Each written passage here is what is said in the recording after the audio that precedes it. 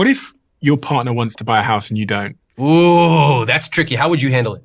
It depends on my level of conviction about the decision. I think you've got to pick your battles in relationships, but I am probably more financially aware than my partner because my brother he's been an investment banker for 13 years. He works for me full time. Okay. He's my money guy. Yeah, okay. He's my older brother. What does he charge you?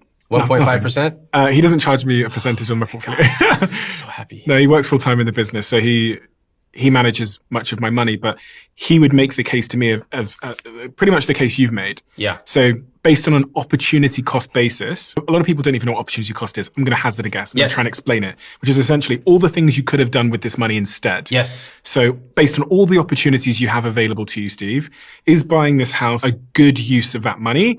And the answer was actually no. When I bought my first house, it was no, unless this is a emotional decision because you and your partner want a psychological feeling of safety to bring up the kids, whatever it might be. Then if it is, Steve, if that's why you want to buy it and you think you're going to stay there for a considerable amount of years, then go ahead. We're going to kind of section this as a different rationale than the rest of your investments. What did you do? I did exactly what he said. You bought it knowing it was an emotional decision. Yeah, I bought it knowing it was a bad decision. I love this. This is amazing. Everybody listen closely because I want to break down what you just said in a different term. First off, you got to run the numbers.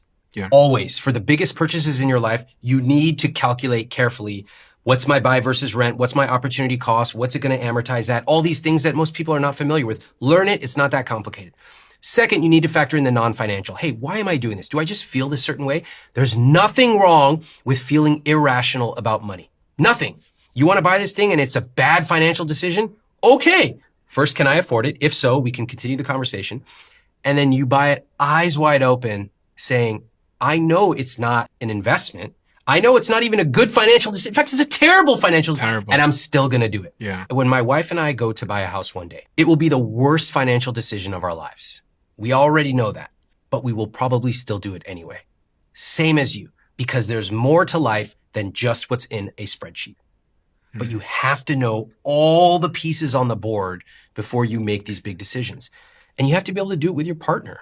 You know, it'd be very easy for you to do things unilaterally. It'd be very easy for me to do it as well.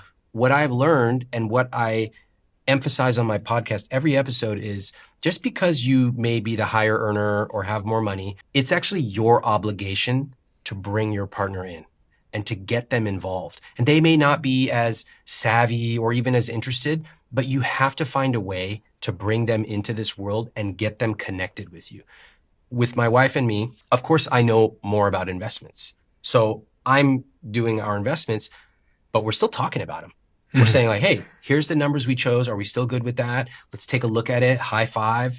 You know, here's what we're thinking for next year. That's the level we're talking about. These are exactly the kind of conversations you want to have. And I'm actually really thrilled you shared that example because I celebrate that you made a bad financial investment because it wasn't an investment. It was just something you wanted and you could afford it.